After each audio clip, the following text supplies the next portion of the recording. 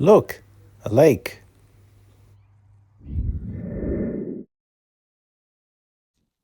Hello, everybody, and welcome. Thank you very much for joining me in this very wet, windy, and miserable day today, where I'm going to give you an update regarding my 1974 BMW E12. And as you can see, it has a windscreen. Yeah, finally. Yes, after nearly 3 months, my car finally has a windscreen, and it was not a very easy task because it was a nightmare to get a replacement one for this car. Simply, there isn't a new one in the country. I would have to get them from abroad, and despite all my best efforts, I simply could not find one. And thank you very much for Nikolai for breaking an E12 and having a spare windscreen available for me. And the best thing about this windscreen is that it's not just only laminate, it's also a BMW original. Yes, it comes from a 1980 car, and I'm very pleased with it. You can also see that there has been some welding, but more to that later. And then I fitted the windscreen myself. Alas, no video made about it, and I just needed to fit the bottom aluminium trim, but that is quite a bit of a task, and I haven't had a chance to do it yet. But the car is finally watertight, and all the rust that was in here has been finally cut, welded, and I have now a proper a windscreen frame with guarantee no leak and a future proof. But it is like this because I'm going to eventually uh, take the windscreen out, sand down, rub down everything, and paint, and then put the windscreen back on again. And this rubber seal is not the original one that came with the car. It's one that I got secondhand from a while ago, and it is in much better shape compared to the old one. Look, it's very tight around the frame. I might get a new one, I might not. Let's see how things will go. It was quite a hell of an adventure, but regarding this matter, I have a bit of a story to tell you regarding as to why my car did not have a laminated windscreen in first place. But let's go inside because it's warmer and drier.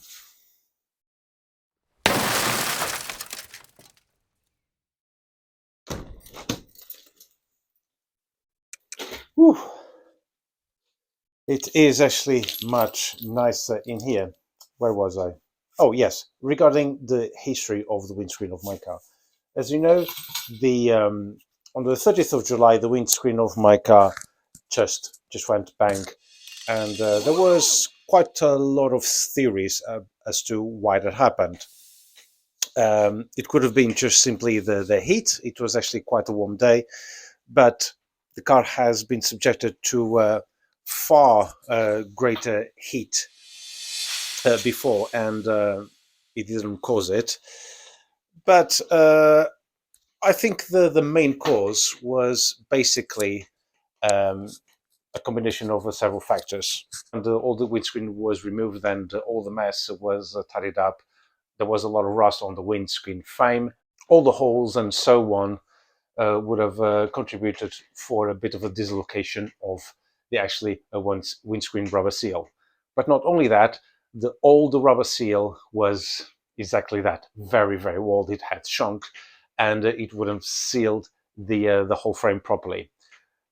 And also because it was probably not holding the windscreen in place. The combination of all that, plus all the movement of the car, the recent use, and so on, it must have caught the windscreen in a certain position. The windscreen probably has moved, and a certain pressure point it basically tried to squeeze the glass, and then too much stress, and then it just exploded. I think that's exactly what happened, a combination of factors that led to that situation. But in hindsight, thinking about it and so on, I know there was a little bit of drama and so on. I think it was actually a good thing that it did happen, because it exposed all that rot that was not serious rot as I initially thought. All that rot that was on windscreen frame, and there was only one way to do it, and it was to sort it out.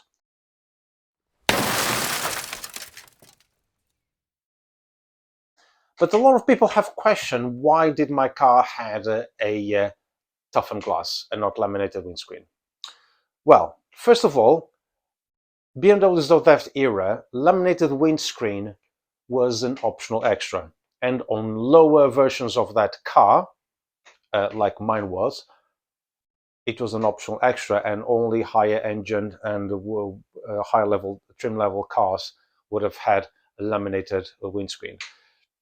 Laminated windscreens did not become mandatory for all the new cars until the 1980s, early 80s. I think it was around 1980 in Portugal and 1983 in the United Kingdom. But many manufacturers had laminated windscreens on their cars as early as the 1960s. A few days after the incident, that I looked at some old pictures of my car, and then you can see that the glass doesn't seem to be the same. In fact, there is a sun strip on the top, and then it clicked me. When I first had the car back in 2002, there was a crack at the bottom of the windscreen. And I thought, oh my goodness, that car had actually a laminated windscreen from new.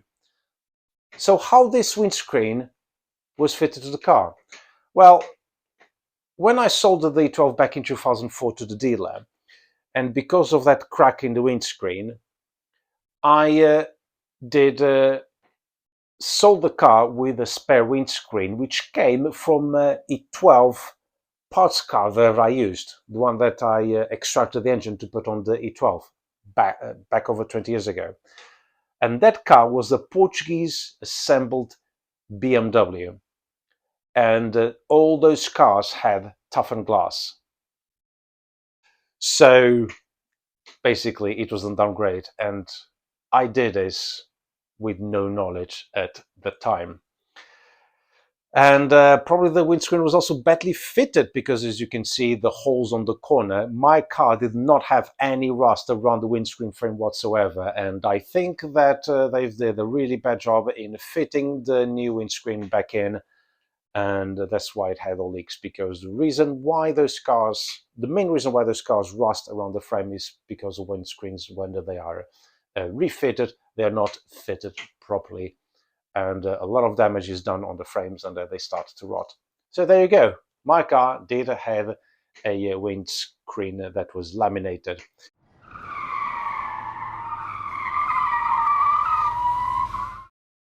Some of you have asked me how easy it is to get a windscreen for the E12. Bear in mind that windscreens for the E12 also fit E28s. And E28 was made right up until late 1987. So basically, there's a windscreen that fitted a car from 1972 to 1987 for a period of at least 15 years. And you think there would be plenty of them around. No, they're not. I did contact my insurance company in order to fit a new windscreen. I put a windscreen claim, and they simply just could not find one. I've contacted so many windscreen fitters. They said they didn't have none in stock. Even Pilkington, they don't have them in stock, although they do have the molds to do those windscreens. They simply don't have them in stock, unless it is secondhand from a breakers or brand new from Germany. I really did consider getting a windscreen from Valentnecht, which would cost around £250 plus shipping plus customs charges. But I thought of having a windscreen being shipped over from abroad a little bit of a daunting task. I just really didn't want to risk it. But a couple of cars, breakers, did have one for sale. But luckily I found a Nikolai, who actually, the closest there was 2 windscreens, but they were 4 hours away from my house, really too far for me to go and pick it up. But thank you so much for Nikolai, who was actually breaking several BMWs, and he had a spare E12. Original BMW, still laminated windscreen. It's green in color, but it does the job, and that's what I wanted.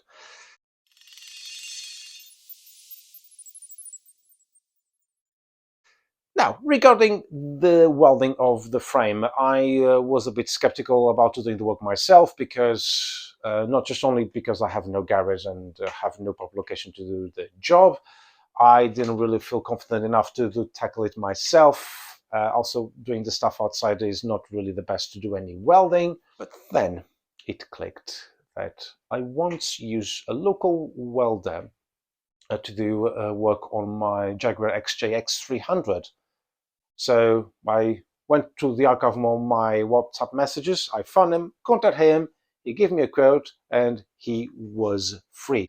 He said it was actually not in too bad condition. He has seen far worse. He did use an E28 corner windscreen template that I gave to him. He used that to cut out and weld on the worst bit on my car, and did a tidy up, welded, just put some extra welding metal on the top of the rust bits, rubbed down everything, and painted with epoxy primer. And that was it. The car is now ready and watertight, but it's not going to stay like that. It will need further work, but at least it is protected from the weather. But whilst I was doing all this work, I decided also to refurbish the dashboard. With windscreen out, it would be easy to remove several things. And I was just so fed up to have a cracked dashboard.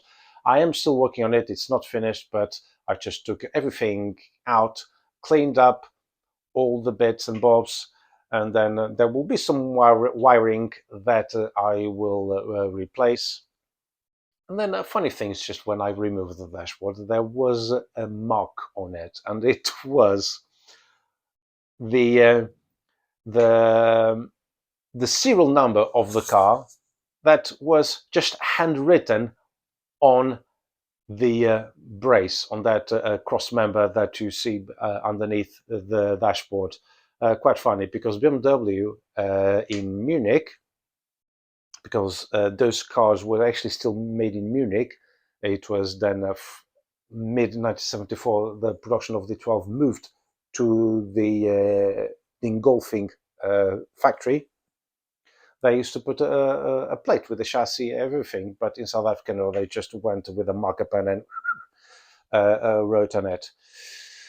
But then I needed to check the condition of the car and so on. The carpets were in a bit of a state, and I thought, no, I'm going to see if there is any more rust. And I knew that I was going to find more rust. So I took the seats out, took the carpet out, took the huge amount of layers of sound deadening, and this is what I found. It was a lot of water being absorbed by this 50-year-old foam. And of course, I removed some of the sound deadening, and I found even more rust. And that is the type of work that I'm not sure I'm going to tackle.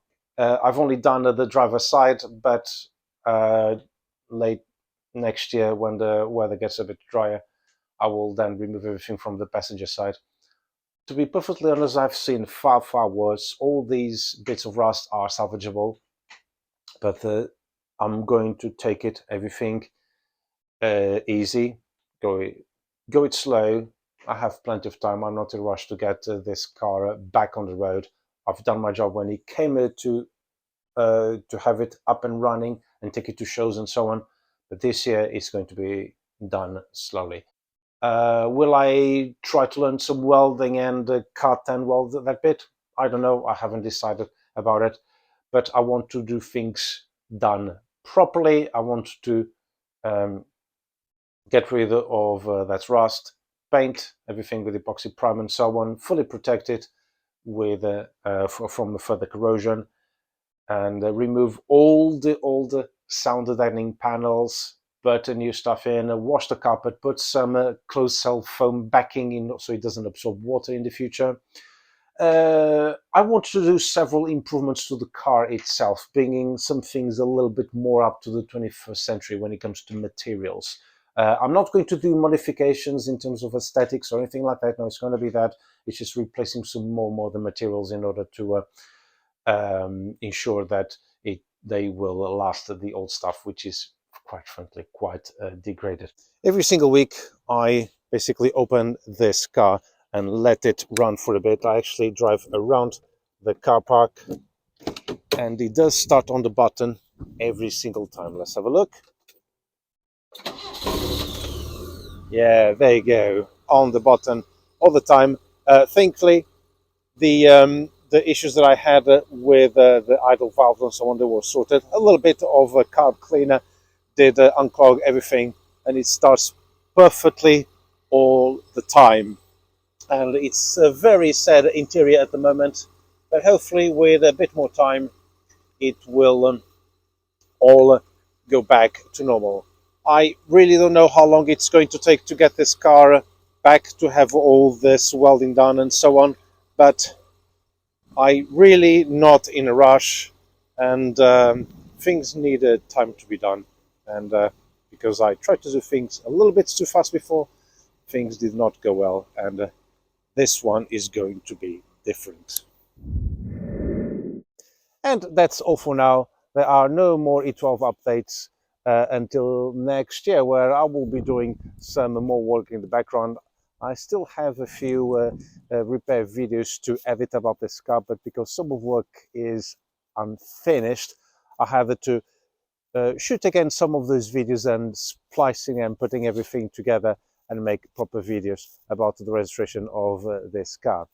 But once again, thank you very much for watching, and I'll see you next time. Bye bye.